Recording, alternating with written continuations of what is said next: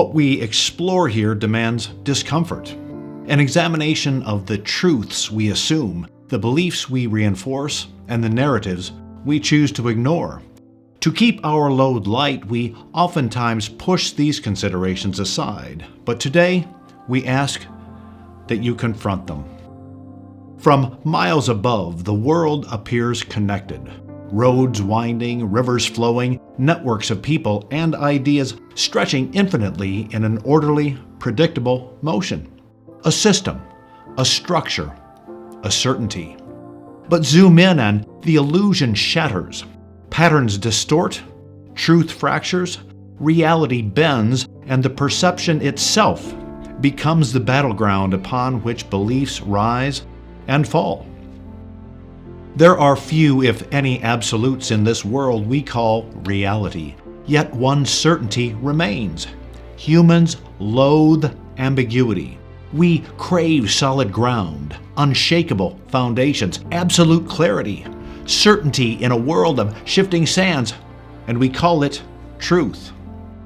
But the reality we have to confront, the one we instinctively resist, is that truth is at best slippery. We desire absolute truth to be insoluble, yet paradoxically, truth only holds meaning when it is contested. History repeatedly shows that truth itself is shaped not by objectivity, but by perception, power, and self-preservation. And in that shaping, we witness its liquidity, its flexibility, its malleability to serve those who wield it. Truth is rarely a fixed reality. More often, it's a confirmation, a reflection of what we wish to believe rather than an unshakable, universal fact.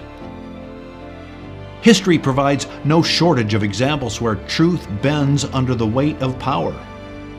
After Julius Caesar's assassination, his heir Octavian, later Augustus, shaped Rome's history to justify his rise to power. He became the savior of Rome, while his enemies were reduced to threats in a narrative rewritten for consolidation of power.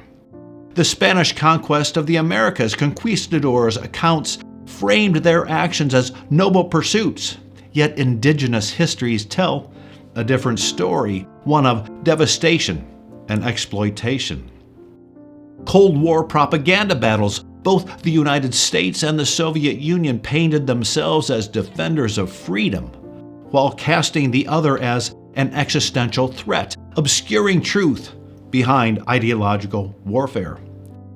Nietzsche argued that truth itself is shaped by perspective, that the will to power dictates whose truth dominates. And where uncertainty lingers, conspiracy thrives. And we see echo chambers where assumed truth becomes self-sustaining. Humans despise ambiguity. We resist cognitive discord, and in that resistance, we create echo chambers, closed loops of self-reinforcing belief. And echo chambers aren't accidental. They're constructed, whether socially, ideologically, or informationally. They differ and filter reality to align with personal convictions, ensuring only confirmation and never contradiction. Key characteristics of echo chambers include selective exposure. Individuals engage primarily with sources that affirm their existing views. Through reinforcement loops where we seek similar opinions and bounce them back and forth, amplifying our own beliefs. The resistance to contradiction where opposing viewpoints are dismissed, ridiculed, or deemed absurd. And finally, through social validation where agreement within the group itself strengthens perceived legitimacy. Echo chambers exist in politics, media, and professional industries, and even in personal relationships. They do provide comfort, but at the cost of critical thinking, limiting exposure to perspectives beyond one's own. And then we have confirmation bias at play, the locking mechanism. Confirmation bias seals the cracks, ensuring conflicting ideas never penetrate. And over time, speculation transforms into certainty, not because it's true, but because it's repeated. And how does confirmation bias function? Well, through selective attention, where individuals focus only on information that aligns with their own deeply held pre-existing beliefs, dismissing contradictory evidence. Through memory distortion, where people recall details that reinforce their views while downplaying any opposing facts. And through interpretation bias, where even neutral information is shaped to fit personal narratives. And finally, by social reinforcement, where conversations within like-minded groups solidify perceived realities. And there are a few real-world examples of this in science and medicine. A person who is skeptical of vaccines might selectively focus on rare side effects while ignoring overwhelming data supporting effectiveness. In politics, individuals committed to an ideology may dismiss critical reports as biased or fabricated, and even in relationships. A belief that someone is untrustworthy may lead to misinterpretation of their actions as deceitful. And confirmation bias is difficult to identify in ourselves, far easier to recognize in others. But certainty, once rooted, is dangerous. Certainty resists inquiry. Certainty fuels division. And once certainty takes hold, truth itself becomes secondary to belief. History isn't merely recorded, it's shaped, framed, and repackaged, not as an impartial archive, but as a tool, adjusted to serve those who wield power, shifting until past realities align with present agendas. So the question remains, does truth exist independently of perception? Or is it merely a construct molded by belief, circumstance, and authority? The struggle over truth isn't confined to politics, history, or ideology. It also bleeds into the very basics of how we think by affecting our understanding of things such as faith, morality, and the divine. If perception shapes truth and power refines it, then belief may well be its strongest pillar. For centuries, humanity has sought truth beyond reason, something higher, something unshakable, an absolute truth that is immune to distortion. And many turn to faith for that certainty, trusting that divine truth stands apart from humanity's tendency to mold reality to suit desire. Yet even within this pursuit, contradictions emerge. Like history, religious truth is shaped by interpretation. Doctrine evolves, belief systems fracture, and divergent views arise not from malice, but because even the search for divine certainty is filtered through human experience.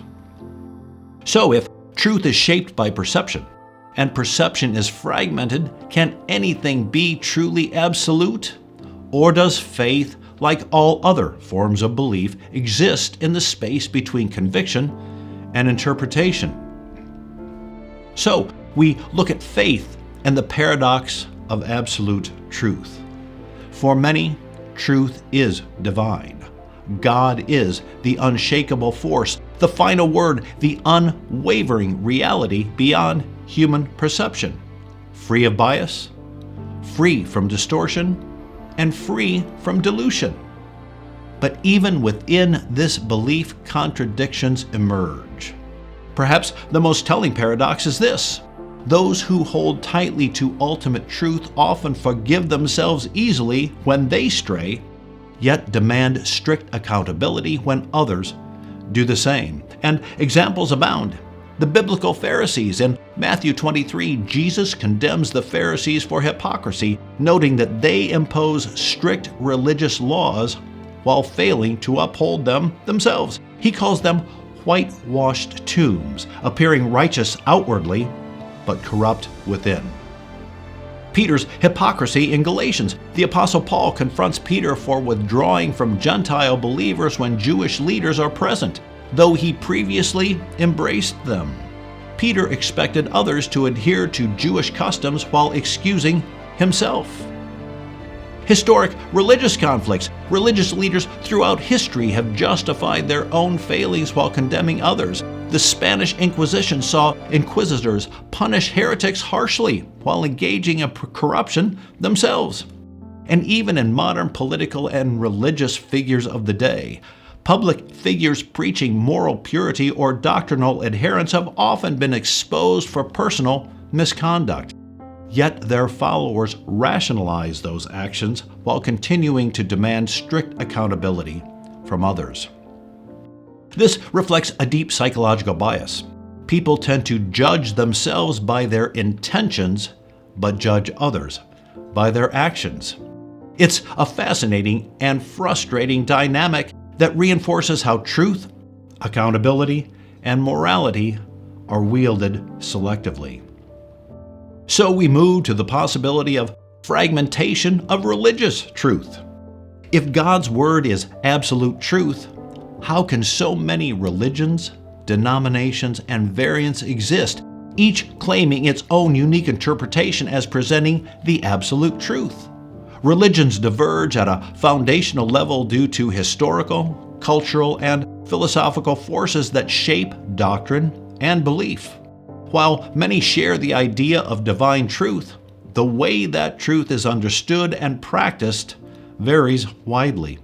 And why does this happen? Well, let's look at historical context. Religions emerge in different regions, shaped by distinct historical events and societal needs, leading to unique doctrines. Through cultural influence, religious beliefs intertwine with local customs, adapting over time, creating variations in fundamental principles. Through philosophical divergence, different faiths propose contrasting views on God, the afterlife, morality, and human purpose. Some emphasize enlightenment, while others divine commandments.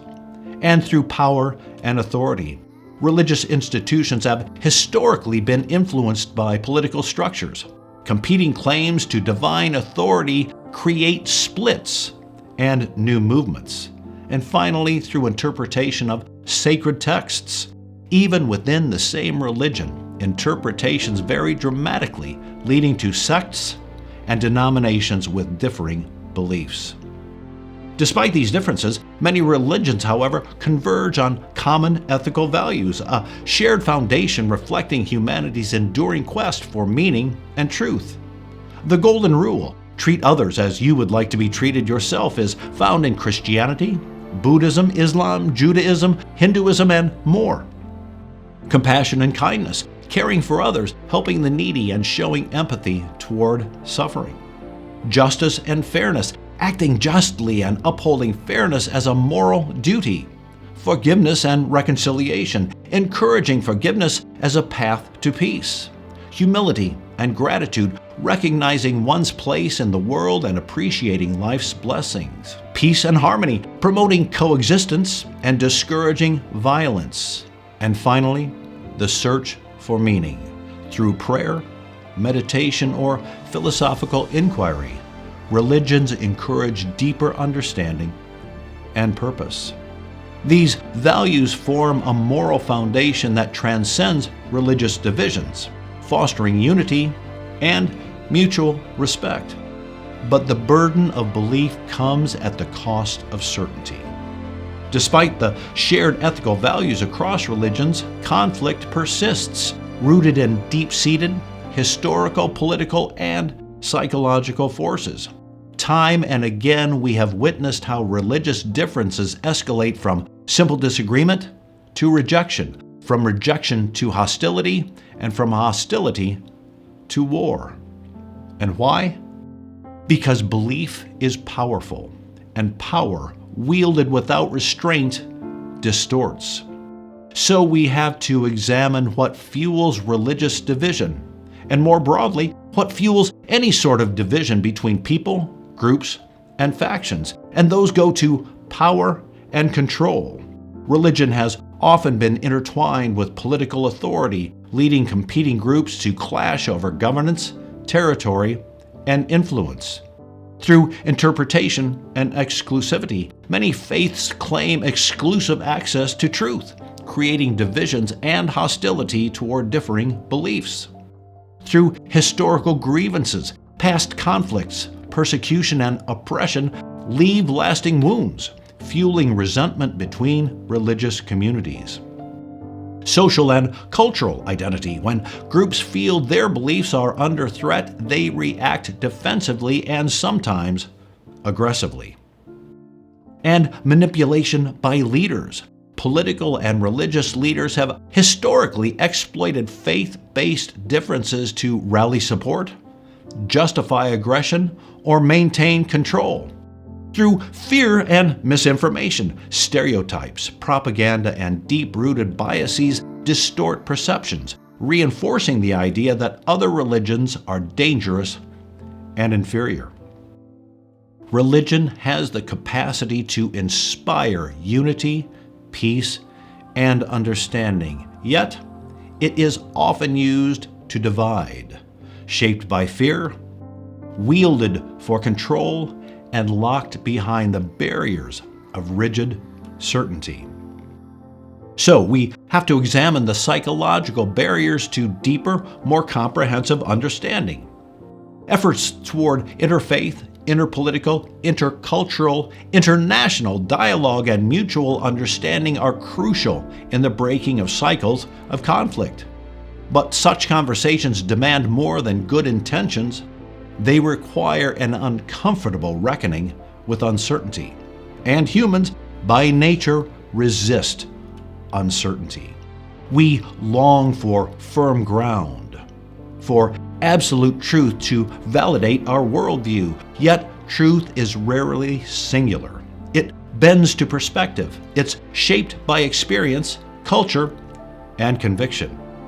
And to engage in anything dialogue, or even to acknowledge legitimacy of differing beliefs, requires vulnerability. It means confronting the fragile nature of our convictions, recognizing that what we hold as fundamental may not be as universal as we assume. And because that is profoundly uncomfortable, we more often find ourselves retreating rather than advancing. Instead of questioning, we reinforce. We tell ourselves that truth is singular rather than fluid, because certainty feels safer than ambiguity.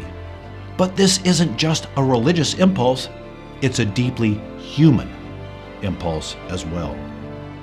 We justify our own failures as understandable and circumstantial, but when others stumble, we judge swiftly and often without mercy. Hopefully, you'll take the path forward by choosing growth over the warm embrace of the perceived certainty that awaits us in our retreat. If uncertainty drives division, then the antidote must be intentional embrace of discomfort, a shift from rigid certainty to genuine curiosity. Hatred, mistrust, and dismissal thrive in spaces where people refuse to question their own assumptions. Breaking that cycle requires fundamental changes in thought and behavior. It begins with intellectual humility, acknowledging that we could be wrong or that our perspective is incomplete is the first step toward breaking the cycle. This doesn't mean abandoning convictions. It means holding them loosely enough to allow room for growth, nuance, and reconsideration. Through active listening and empathy, when we listen too often to respond, but not to understand, we run into difficulty. True engagement demands stepping outside knee-jerk reactions, recognizing that others' beliefs stem from lived experiences rather than simple ignorance. And that's where empathy begins. We need to bridge the divide. Hatred thrives on the belief that they are fundamentally different from us, whether in religion, politics, or ideology. Reinforcing this divide feeds mistrust. Humanizing the other side through conversation, shared experiences, and recognition of common ground undermines the mental barriers that sustain hostility. Vulnerability and honest dialogue. Fear drives rigidity. fear of losing identity, fear of admitting doubt, fear of being challenged. But genuine connection is only possible when people are willing to be vulnerable. Echo chambers reinforce division. Algorithmic curation, media polarization, and social validation loops entrench people into ideological isolation. Diverse perspectives in education, journalism, and daily interactions disrupt this cycle. Exposure to different viewpoints makes extreme narratives harder to sustain. Accountability and self-reflection. People extend endless grace to themselves while demanding absolute adherence from others. Recognizing when we make that mistake and actively working to change it is how collective moral progress happens. The willingness to stand for truth even when it's inconvenient. Recognizing that truth is shaped by power and perception doesn't mean abandoning its pursuit. Some things are objectively harmful, unjust, and wrong. But rather than enforcing rigid doctrine, truth must be defended through critical inquiry, open discourse, and ethical action. So, we're called to move beyond simple coexistence with others. We must move toward transformation. The solution isn't simply tolerance, it is transformation. It's moving beyond coexistence into a willingness to challenge one's own deeply held convictions, acknowledging the limits of perspective, and recognizing the humanity in those who seem different. It won't be easy, but it's necessary. If all this is true, if perception shapes reality, if truth bends under power, if belief itself is vulnerable to distortion, then where does that leave us? What remains when certainty falters? It would be easy to retreat, to double down, to insist that our worldview is exempt from scrutiny, that we hold the ultimate truth while others remain misguided. That impulse is human, but it's also quite limiting. We don't grow in spaces of rigid certainty. We grow when we allow discomfort, when we question, when we listen, when we step beyond the walls we built around our own beliefs and see, truly see, the perspectives we have been conditioned to resist. That doesn't mean surrendering conviction. It means understanding its limits. It means acknowledging that truth is complex, layered, and shaped. That history has shown time and again that what we hold as absolute is often anything but. So the challenge I leave you with is this. Don't fear the discomfort of questioning. Fear the stagnation of never questioning at all. Because growth is only possible when we step beyond the known and into the uncertainty of the unknown, armed not with rigid certainty, but with curiosity, courage, and a commitment to truth that's pursued rather than assumed. And with that, I hope each of you will take stock of how you approach life, how you engage with others, and how you process both existing and new information that presents itself to you.